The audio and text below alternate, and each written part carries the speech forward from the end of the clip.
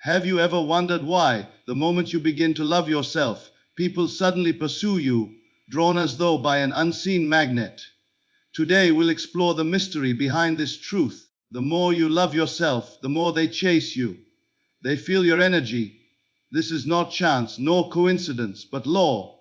The law of consciousness, the law of assumption, the law of self-love. When I was a young man, I found myself hopelessly entangled in a situation where I desired the affection of another. The harder I tried to convince, the further they withdrew. I wrestled in my mind, asking why love seemed to escape me. One evening, weary of pursuit, I turned inward and said, what if I loved myself first? What if I assumed here and now that I am worthy, desirable, complete? That night, in the quiet of imagination, I felt the thrill of being whole, cherished and adored, not by them, but by myself. In days, not weeks, the situation shifted. The same person who once seemed distant began to seek me out. Why? Because when you saturate yourself in self-love, your energy changes. They feel it, and the world cannot help but mirror it back. You may ask yourself, why does it seem that some are endlessly pursued, adored and cherished, while others labor in loneliness, no matter how hard they try? The answer is simple, yet it is veiled from the majority. It lies in the concept you hold of yourself. For you are not chased because of your outer beauty, nor your wealth, nor the charm of your words. You are pursued because of the truth you assume about yourself in the secret places of the mind. Self-concept is destiny. If you believe you are unworthy of love, no matter how much you dress the body or sweeten the tongue, you will repel the very affection you crave. For the world is but a mirror, faithfully reflecting the assumption you hold. You may spend years trying to change others, begging them to notice you, hoping they will turn their attention toward you. Yet they cannot. They are compelled by law to see you only as you see yourself. Let me tell you of an experience. Once in my younger days, I thought myself small, insignificant, unworthy of attention. I desired recognition, but deep within I assumed I was invisible. Day after day, I noticed how others would overlook me, pass me by, fail to hear my words. I grew resentful, but the resentment was only fuel for the same self-concept. It was not until I withdrew from the noise of the world and turned inward that the revelation came. I said to myself, what if I assumed I am important? What if, in imagination, I walked as though every man respected me, every woman admired me, every friend cherished my company? I persisted in that feeling until it became natural. In days, the outer world shifted. Invitations came. People sought my company. I had not changed the world, I had changed myself. The concept I held within became the destiny I lived without. Now hear this, if you wish to be loved, you must first assume you are lovable. If you desire to be pursued, you must first know yourself as one worth pursuing. Others do not grant you this identity, you grant it to yourself. The world only confirms the decree you have already spoken in silence. Consider the law of mirrors. Stand before glass and scowl, and the image returns the same. Smile, and the reflection smiles also. You do not plead with the mirror to change its face. You change your own, and the mirror is compelled to follow. So it is with life. Others are your mirror. They cannot but reveal what you have impressed upon your own being. What then is self-concept? It is the sum total of all the assumptions you hold about yourself, conscious and unconscious. It is the story you tell when no one is listening. It is the silent script by which the play of your life unfolds. If that script reads, I am unworthy, I am forgotten, I am unloved, then the world, obedient to your inner word, will play its part and forget you. But if that script reads, I am love, I am desirable, I am sought after, then actors appear upon the stage of life, drawn to you, compelled by an unseen force to fulfill your assumption. Do not mistake this for vanity. True self-love is not arrogance, but recognition of the truth. For within you dwells the fullness of love itself, waiting only to be acknowledged. To affirm, I am love, is not to inflate the ego, but to awaken the soul. It is to remember what has always been true, that you are the beloved of life. The tragedy of many is that they spend their days trying to change others without ever changing themselves. They hope another's affection will heal their wounds, when in truth, it is only the healing of self-concept that births affection from others. When you no longer crave validation, validation comes. When you no longer beg for love, love chases you. When you rest in the assumption of your own worth, the world finds you irresistible. This is not theory, it is law. For consciousness is the one and only reality, and your concept of self is the seed from which all conditions grow. Change the seed and you change the harvest. Do not be surprised when, after you begin to love yourself, the world suddenly shifts. Old friends return, strangers smile, admirers appear from nowhere. They are not drawn by the body alone, but by the unseen fragrance of your assumption. You ask, how do I change my self-concept? Begin in imagination. Each night before sleep, enter the state of your wish fulfilled. Feel the reality of being loved, wanted, pursued, not by this one or that one in particular, but by life itself. Let that feeling saturate you until it is more real than the pillow beneath your head. In time, it will harden into fact, and you will walk in a world eager to reflect your new truth. Remember this, you cannot outrun your self-concept. You carry it everywhere, and it silently orders the events of your life. But blessed is the one who knows this secret, for he need not change the world. He need only change himself. Self-concept is destiny. And when that destiny is rooted in love, then love cannot help but chase you, follow you, pursue you, until you recognize the truth that it was always yours. Many wonder why their words fall upon deaf ears, why their declarations of love, their pleadings, their speeches, even their charms, seem to pass unnoticed. They say, I told him I love him, I told her I wanted her, I explained my worth, yet still they do not come. They fail to realize that people respond not to words, but to the unseen current that flows beneath them. For the invisible is always greater than the visible. The energy you radiate is felt far louder than the words you speak. Think of a time you entered a room where nothing was spoken, yet you sensed tension, unease, or hostility. No one had to tell you, for you felt it. In the same way, you have entered places where laughter and joy were alive, and without a word spoken, you felt uplifted, warm, drawn into that atmosphere. Energy precedes speech. It moves ahead of you and introduces you long before your tongue utters a syllable. I once sat silently among a group of friends. I spoke not a word, and yet one turned to me and said, something has changed in you. You seem different. You feel radiant. At that moment I understood what had taken place.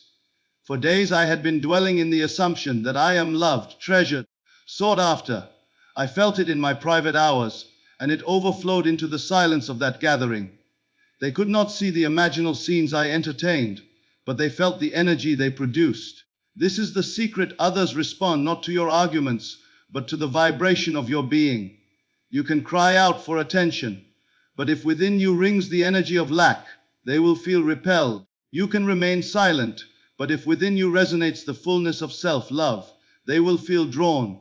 People are more attuned to your inner energy than to your outward performance. They may not articulate it, they may not even consciously know it, but deep calls unto deep, and they are magnetized or repelled according to what you carry. Understand that words can be lies, but energy never deceives. You may say, I am happy, yet if the inner vibration is sorrow, it is sorrow that others will sense. You may say, I am confident, but if inwardly you are trembling, it is trembling that will speak louder than your tongue. This is why transformation must be inner, not outer. The world will never be moved by mere words. It is moved by the consciousness from which those words spring. Energy is the perfume of your assumption. Just as the fragrance of a flower fills a room without effort, so your inner state announces itself to all who come near. If you assume you are loved, the fragrance of that love clings to you, invisible yet undeniable. If you assume you are rejected, the odor of rejection clings just as strongly. No speech, no argument, no clever phrase can mask the scent of your true assumption. I recall another time when I desired the affection of a particular individual. I tried everything in speech, persuasion, sweet words, declarations of loyalty. Yet the more I spoke, the colder they became. At last I grew weary and stopped. In my silence I turned inward. I began to imagine myself adored, not by them specifically, but in the general sense of life's embrace. I walked as though already loved, as though I were the center of affection. Days passed, And I noticed a change. The very one who had resisted me began to call, to seek, to chase. What changed? I had spoken no new words, but my energy, born of new assumption, became irresistible. The lesson is clear: energy cannot be hidden. You carry it as a garment, and others feel it before they know you. If you wish to be chased, if you desire to be sought after, then clothe yourself in the energy of being already loved. Let it saturate your nights and color your days. Imagine the thrill of being cherished until that thrill becomes natural, and watch as others feel it without explanation.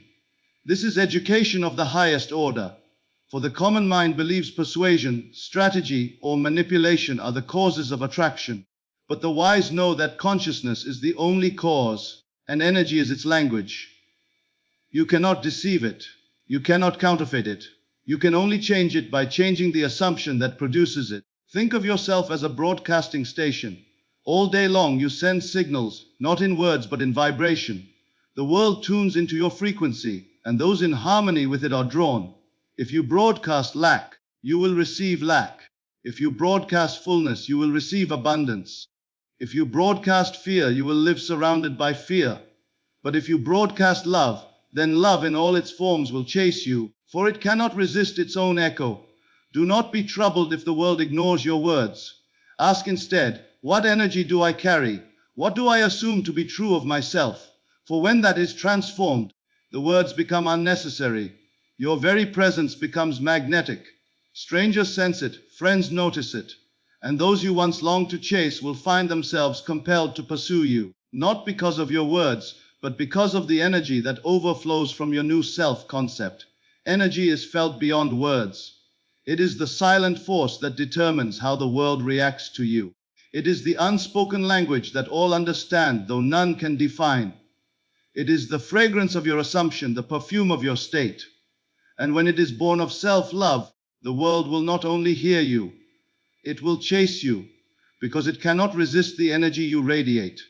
It may surprise you to learn that every relationship in your life, whether harmonious or troubled, is not governed by the actions of another, but by the assumptions you carry concerning them and concerning yourself. The law is simple: assume a truth inwardly, and it must objectify itself outwardly. There is no escape from this principle, for life is nothing more than the externalization of the states we occupy within. And nowhere is this law more clearly demonstrated than in the realm of human relationships. Consider for a moment the one you most desire to love you. What do you assume of them in the secrecy of your mind? Do you see them as cold, distant, indifferent? Do you rehearse conversations where they reject you, imagine scenarios where they turn away, feel the sting of being unwanted? If so, then you have already determined the course of that relationship. For assumption, once felt as real, creates the fact. They will act out the script you have written for them, not because they consciously choose it, but because consciousness is the only reality, and it must conform to the belief you have impressed upon it. In my own life, I have seen this law at work with startling clarity. There was a time when I longed for reconciliation with a friend. Outwardly, we had parted ways, each going in silence, wounded by misunderstanding. I yearned for him to call, yet day after day, no message came. At last, I ceased waiting and turned inward. Each night before sleep, I assumed the feeling of hearing his voice, warm and forgiving. I imagined our meeting, the embrace, the laughter of restored fellowship. I persisted in that inner act until it felt natural, as though it had already taken place. And then, without warning, he appeared. He spoke the very words I had heard in imagination. We embraced, and the friendship was renewed. What brought this about? Not chance, not fate, but assumption. I no longer assumed separation, I assumed unity. And because assumption governs relationships, the outer world bowed to the inner decree. Let none think this law applies only to friendships or romance. It governs all human interaction. What you assume of your employer, of your colleague, of your neighbor, they will reflect. If you see them as unfair, you will meet unfairness. If you assume they respect you, respect will be forthcoming. They cannot transcend the image you hold of them in consciousness, for they are compelled to play the part assigned by your assumption. Some resist this teaching, saying, "But I know what they are truly like. I see their behavior clearly." To this I answer, you see only what you have assumed. Your observation is not independent of your state, it is the reflection of it. Change your assumption, and the behavior will change accordingly. For every man is an actor on the stage of your life, and you, through assumption, are the playwright. This is not to say that you can bend another's will, for there is only one will, the will of consciousness itself. But it is to say that your world, including all who populate it, is shaped by the assumption you maintain. If you desire a new script, write it in imagination. If you long for affection, assume you are loved. If you desire harmony, assume harmony exists. Persist in that state until it feels natural, and the play will shift to accommodate your new assumption. Think of the lover who spends sleepless nights fearing abandonment. In thought, she pictures the beloved leaving. In feeling, she experiences the ache of loneliness. In imagination, she rehearses the scenes of farewell. She may speak words of devotion, but her assumption is betrayal. What then must the world reflect? Betrayal. Not because the other is cruel, but because assumption governs relationships. Change the assumption, and the relationship must change. Now consider the man who assumes he is always cherished.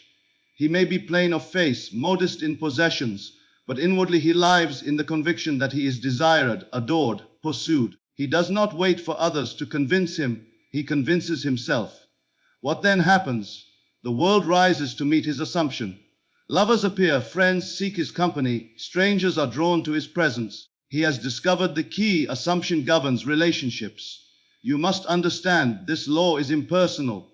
It does not discriminate between what you call good or bad, worthy or unworthy. It simply externalizes what you assume. If you carry resentment, you will meet resentment. If you assume rejection, you will taste rejection. If you assume love, then love will clothe itself in the forms of men and women and appear before you. This is why the transformation must always begin within. Do not wait for others to act differently. Do not hope that chance will rearrange the circumstances. Go within and in the silence of imagination assume the relationship as you wish it to be. Feel it as real. Walk as though it were already true. Let your nights be filled with the joy of fulfillment, and your days will reflect the same. The law is certain. As you assume, so will it be. No relationship is exempt from this principle. Whether in the home, the workplace, the circle of friends, or the sphere of love, all are governed by the assumption you carry. Therefore, choose wisely what you assume. For what you assume will harden into fact, and others will chase you, adore you, or resist you, according to the energy of your assumption. There is a law written not upon paper, but upon the very fabric of life, and it is this: lack repels, fullness attracts. You may strive with all your might, labor with words, adorn yourself with outward beauty, or chase after men and women with desperate desire, but if your inner state is one of emptiness, you will repel the very affection you long for. For life does not answer to your cries of need, it answers only to the assumption of already having. Think of the beggar on the street. He stretches out his hand, pleading for coin. Some may drop a piece in pity, but most will avert their eyes and pass by. Why? Because lack, when expressed, carries with it an energy that repels. People sense it and move away, not always consciously, but inevitably. Now consider the one who has wealth within himself. He does not stretch out his hand, yet gifts flow to him. He does not beg, yet opportunities chase him. He may speak little, yet the atmosphere of fullness draws others near. This principle is not confined to money. It governs love, friendship, and every human relationship. If you feel yourself to be unloved, unwanted, lonely, and if you dwell in that assumption, you send forth an energy that repels affection. Your every gesture carries the silent cry of need, and others, sensing it, withdraw. But if you feel yourself to be already loved, already chosen, already wanted, then you radiate fullness, and others are drawn as surely as a moth to the flame. I recall a season in my life when I pursued someone with all my strength. I wrote letters, made visits, showered them with words of praise, but within myself I felt unworthy and rejected. The more I tried to convince them, the further they withdrew. It was only when I ceased the outer effort and turned inward that everything changed. In imagination, I began to dwell in the state of being loved. I assumed the role of one already desired. I no longer begged in thought, I received in feeling. And from that inner fullness, the world responded. The very one who once avoided me began to chase after me. Why? Because lack repels, but fullness attracts. This is education for those who have ears to hear. For most of the world lives in pursuit, thinking they must chase after love, chase after wealth, chase after recognition. But all the chasing in the world cannot bring fulfillment if the inner state is lack.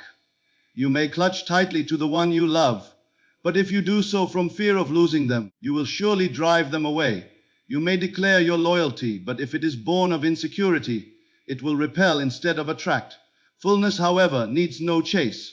It rests in itself. It assumes the end is already attained. It walks with calm assurance, knowing that what is felt within must appear without. Others feel it, though they may not understand it, and they are drawn irresistibly to the fragrance of that inner wholeness. Consider the tree laden with fruit. Birds come to feed, children gather beneath its branches, and travelers pause to rest in its shade. The tree does not cry out, "See me, choose me."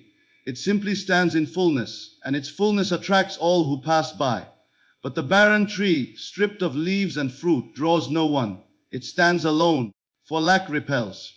So it is with man. When you are full, life seeks you. When you are empty, you may beg, but few will come. You may test this law for yourself. Enter a room carrying within you the assumption of lack, and watch how others avoid your company. Enter the same room filled with the feeling of abundance, and watch how people gather around you. They do not know why, but they feel it. It is not your words, not your appearance, but the invisible atmosphere you carry.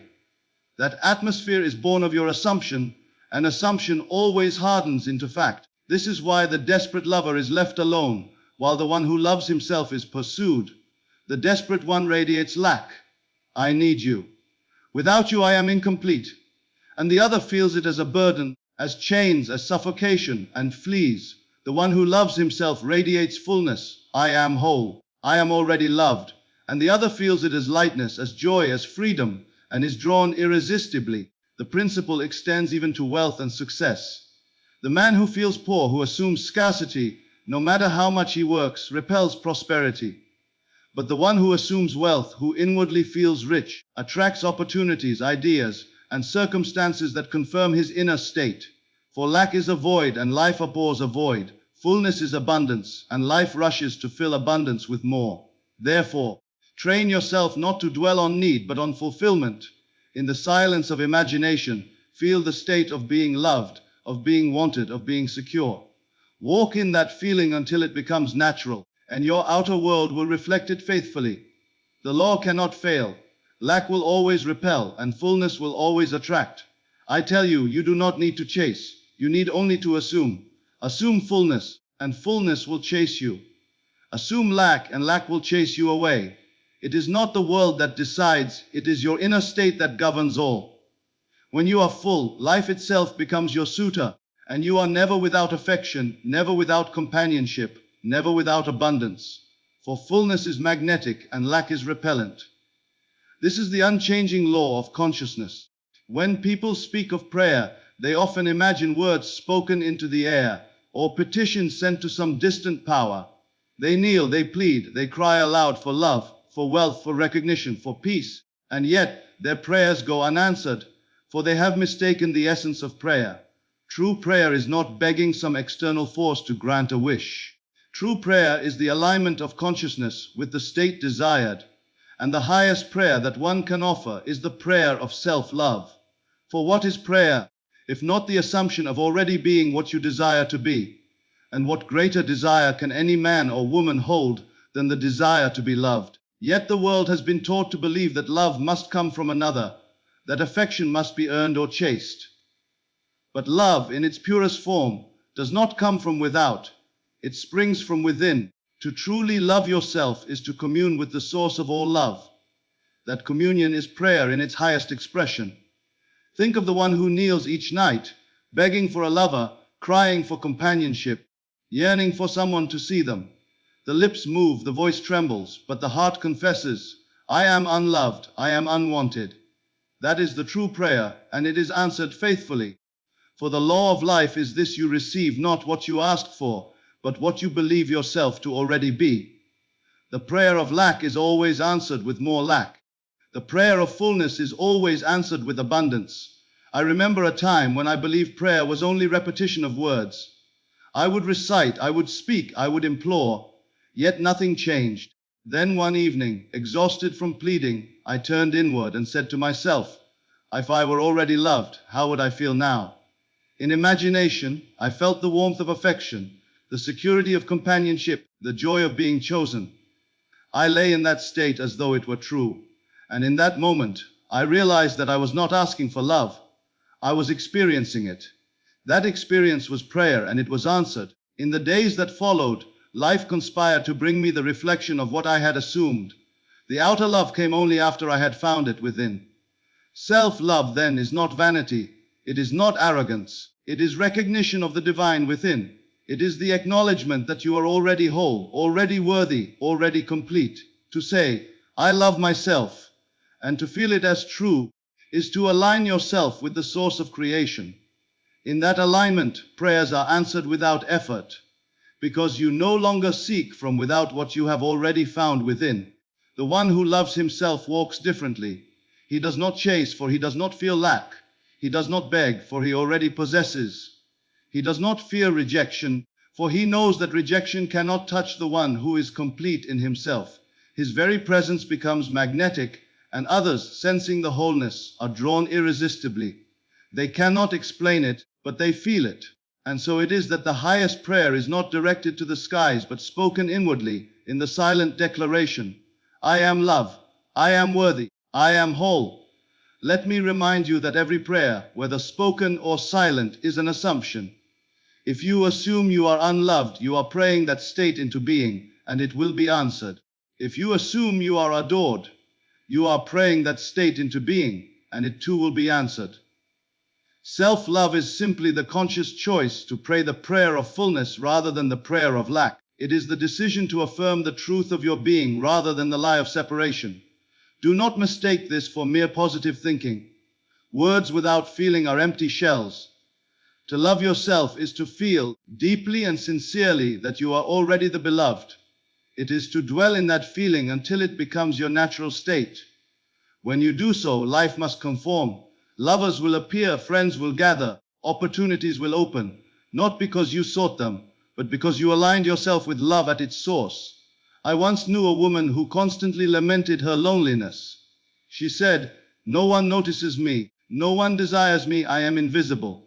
She prayed for a partner, she begged for affection, but nothing changed. I told her, instead of asking, begin to feel what it is to be already loved. She thought it foolish, but she tried. Each night she imagined being held, being cherished, being seen. She spoke silently to herself, I am loved, I am wanted, I am chosen. Slowly her energy changed. She no longer walked with her head bowed, she lifted her gaze. She no longer complained of invisibility, she glowed with quiet confidence. Within weeks, men began to approach her. Invitations came. Her life was transformed, not because the world suddenly decided to notice her, but because she prayed the highest prayer, she loved herself. Understand this clearly, the more you love yourself, the more others are compelled to love you. Not because you have forced them, but because you have aligned with the truth that love is your nature. They feel your energy, they sense your fullness, and they are drawn to it. Therefore, when you pray, do not beg. Do not cry for what you think you lack. Instead, turn inward and assume the feeling of already being what you desire. Say to yourself, I am worthy, I am loved, I am complete, and let that assumption become your prayer. In that state of self-love, you are communing with the divine, and all of life will rush to answer, for self-love is the highest prayer. The great mystery of life is not found in the stars above, nor in the systems of men, but in the silent world within. For it is there, in the chambers of imagination and feeling, that the true causes of your experience are found. Your inner world dictates the outer, and no circumstance can arise in your life unless it first has its seed within you. Many live as slaves to appearances, believing that what they see and touch and hear is the cause of their joy or their sorrow. They look to people, events, and conditions as though these were sovereign powers determining their fate. Yet the wise know that the outer is but a reflection, a shadow, an echo of the inner state. Consider for a moment the one who constantly complains of rejection. He says, "They never choose me, they always turn away." He thinks the cause lies in others, their preferences, their moods, their choices. But in truth, he is only meeting himself objectified. For in the silence of his own heart, he assumes he is unworthy, and life, being nothing more than consciousness externalized, reflects that assumption faithfully. Change the inner conviction, and the outer actors must change their roles. I once found myself in a season of difficulty where every door seemed closed. Opportunities passed me by, friends grew distant. Even those who once sought my company no longer appeared. At first, I blamed the world. I said, "The times are hard, people are cold, fate is against me." But in quiet reflection, I asked myself, what am I assuming within? What inner picture am I carrying? I discovered that beneath all my efforts lay a feeling of failure. I had accepted the idea that I was overlooked, that fortune had abandoned me. That assumption, though hidden, was dictating every event of my outer life. When at last I changed it, when I assumed the state of being favored, sought after, blessed, the world rearranged itself. Invitations came, doors opened, friends returned. Nothing outward had changed except the roles they played, for the inner director had rewritten the script. This is the law: as within, so without. The outer is powerless to create, it can only reflect.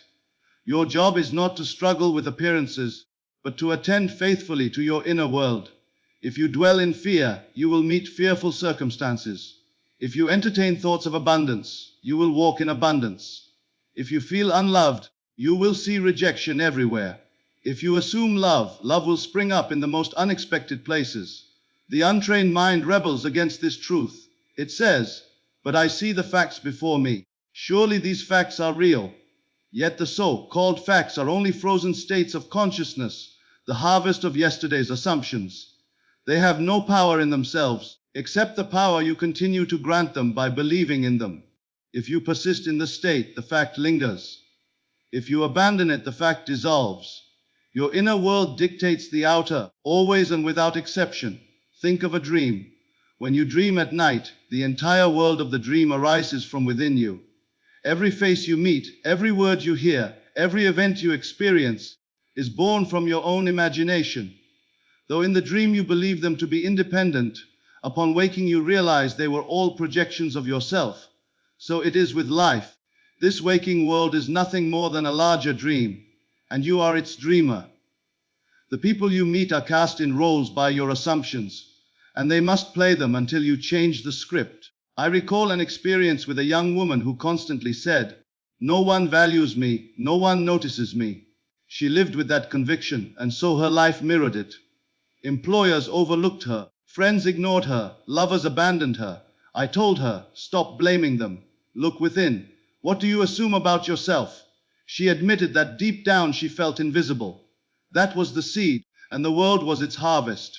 When she began to assume a new self-concept, when she felt herself seen, valued, desired, everything changed. Within weeks, her employer recognized her worth, friends sought her company, and a man came into her life who cherished her. Her inner world dictated the outer, and once the inner was renewed, the outer could not resist conforming. This law is not partial. It does not sometimes work and sometimes fail. It is as certain as gravity. The outer always follows the inner.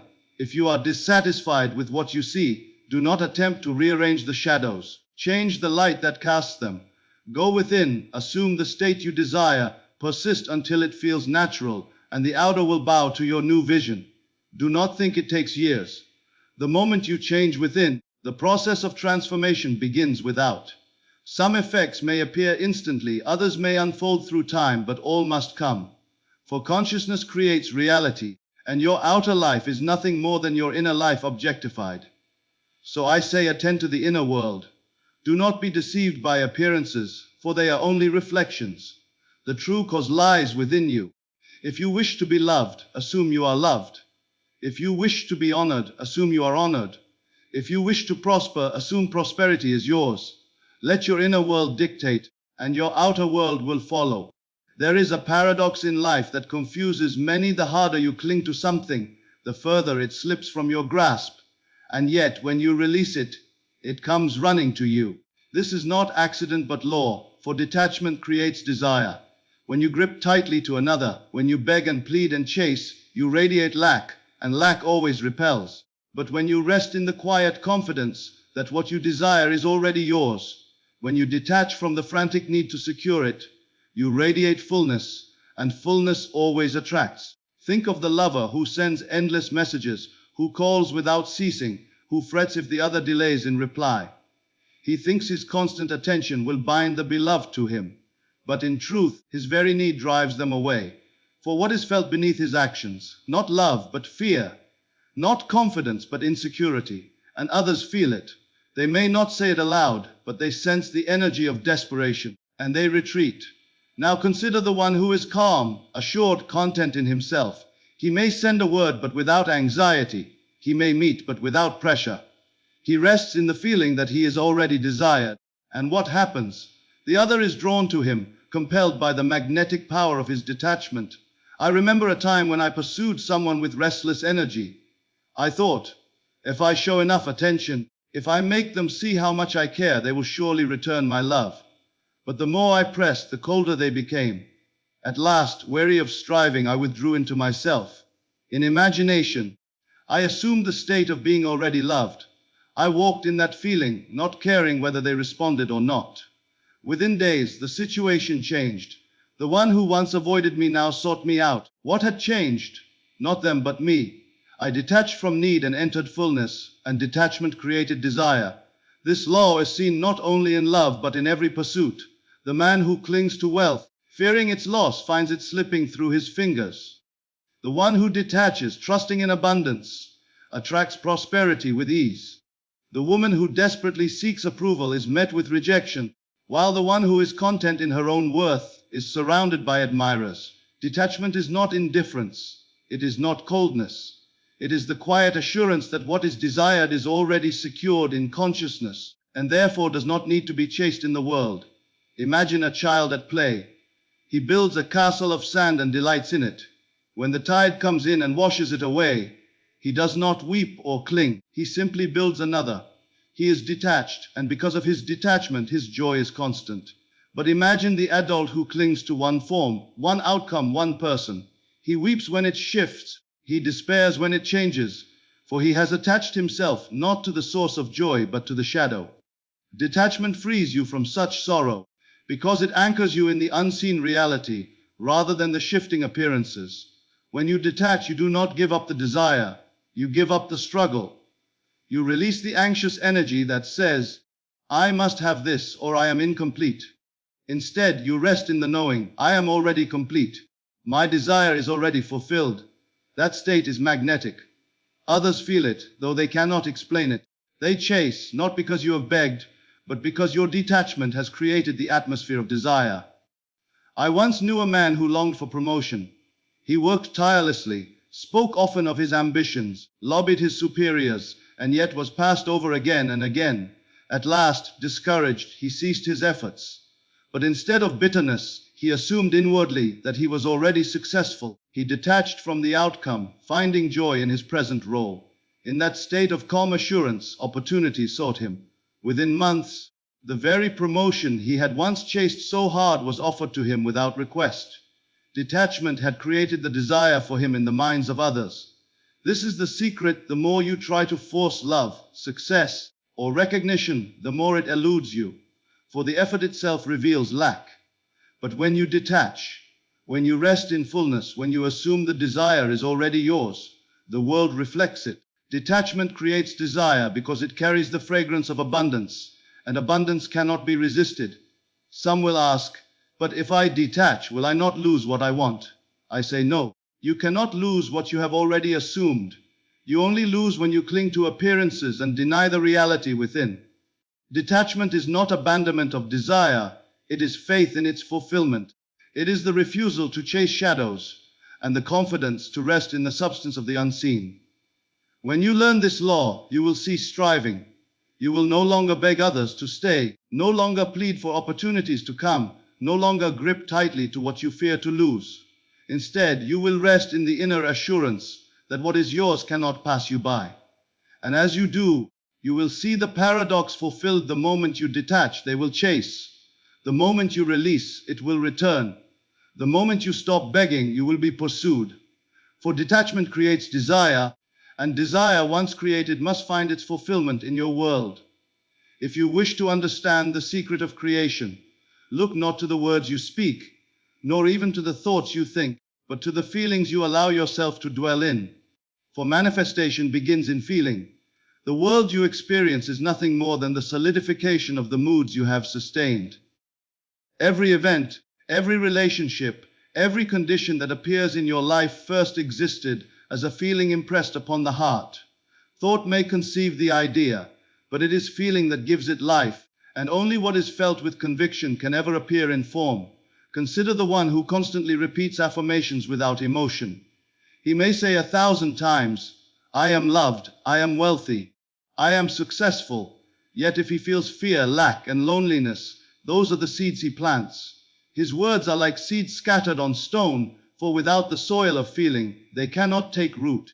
Another may utter no words at all, but silently feel himself cherished, secure, abundant. Though he speaks nothing, the feeling itself is a living prayer, and it must be answered. For feeling is the one language the subconscious understands, and it never fails to manifest what has been impressed upon it. I remember in my own life a time when I desired a new home. I looked at many houses. I spoke often of my wish. I even pictured it in thought, yet nothing came. At last I ceased the effort of thinking and entered instead into feeling. Each night before sleep, I imagined myself walking through that home, touching its walls, feeling the comfort of its rooms. I breathed the atmosphere of ownership until I felt it real. In a short while the outer world conformed, and the house appeared exactly as I had felt it. The mind had conceived the idea, but it was the feeling that birthed the fact. The same is true of relationships. Words may flatter, gifts may persuade, but if within you is the feeling of being unworthy, the relationship will wither. If within you is the feeling of already being loved, that love must take form. People respond not to your declarations, but to the vibration you carry, and that vibration is nothing more than sustained feeling. Manifestation begins in feeling, and all else is shadow. Feeling is the secret key that unlocks the door of creation. You may ask for wealth, but if you feel poor, you will remain poor. You may pray for health, but if you feel weak, you will remain weak. You may long for love, but if you feel unloved, rejection will meet you at every turn. The law cannot be mocked. Feeling is the seed, and the world is the harvest. Imagine a man rehearsing success in his mind. He pictures the applause, the recognition, the reward. Yet as he does, he feels small, doubtful, anxious. That feeling betrays him, and his efforts collapse. Now imagine another who feels himself great, secure, accomplished. He may not even picture the details, but his feeling is one of triumph. That feeling shapes his posture, his voice, his decisions, and the world rises to meet his conviction. The difference lies not in the clarity of thought, but in the depth of feeling. I once counseled a woman who said she had tried every method to attract love, yet nothing worked. She had written affirmations, visualized, even spoken aloud to the air, but still she remained alone. I asked her, "What do you feel when you do these things?" She admitted that deep down, she felt lonely, desperate, unwanted. I told her, "Until that feeling changes, nothing will change." She began then to practice not words but moods.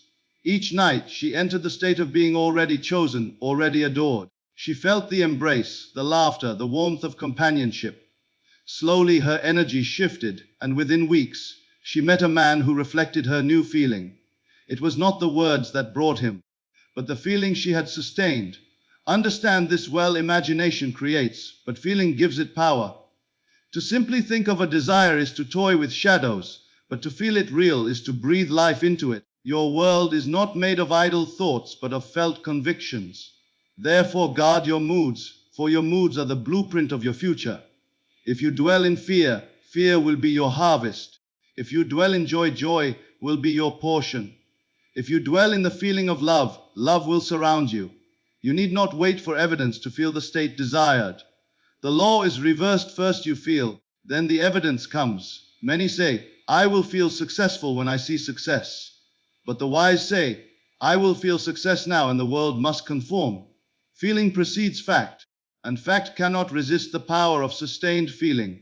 So tonight, whatever your desire, enter into the feeling of its fulfillment. Do not simply think of it as something distant. Feel it now as present. Walk as though it were already true. Let the mood of accomplishment saturate your being until it becomes natural.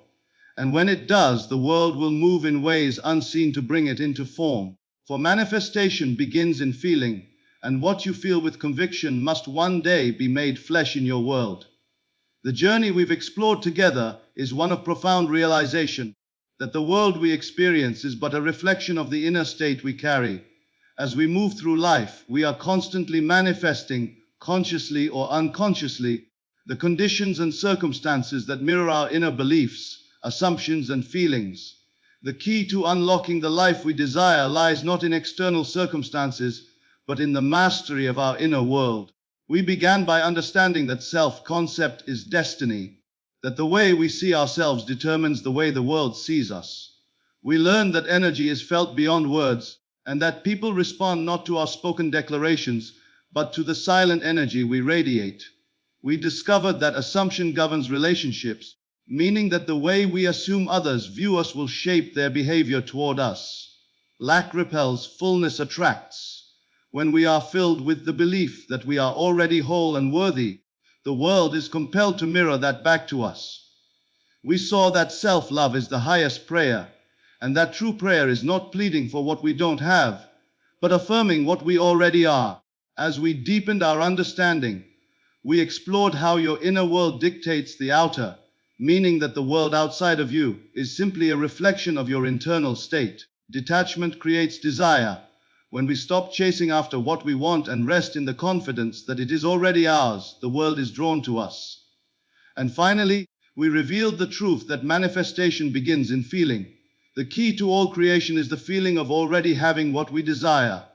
When we feel it deeply and truly, it must manifest. Each of these principles is a piece of a powerful whole. Together, they form the law of creation, a law that governs not only our experiences, but the very fabric of reality itself. The world you live in, the people you encounter, the opportunities that arise. All of these are born from the assumptions you hold, the feelings you nurture, and the inner world you cultivate. So as you move forward, remember this: you are the creator of your life. The outer world is simply a reflection of what you believe, what you feel, and what you assume to be true. When you align your inner world with the vision you wish to see, the world cannot help but respond. You need not strive or struggle. Simply live in the fullness of the state you wish to experience, and watch as the world shifts to match that inner reality. The law is unchanging, and it works for all, whether we are aware of it or not. The secret to a life of joy, abundance, and love is to understand this: you are not the victim of circumstance. You are the creator of it. Your power lies within you, in your thoughts, your feelings, and your assumptions. Change them, and the world must change in response. Step into the fullness of who you are, and watch as the world rushes to reflect that truth. Embrace this understanding, and you will see that all things are possible. You are the dreamer, and this world is your dream. What you imagine, what you feel, what you assume, that is what will come to pass. The world is waiting to fulfill your vision. Now go forth, create, and live as the powerful creator you were always meant to be.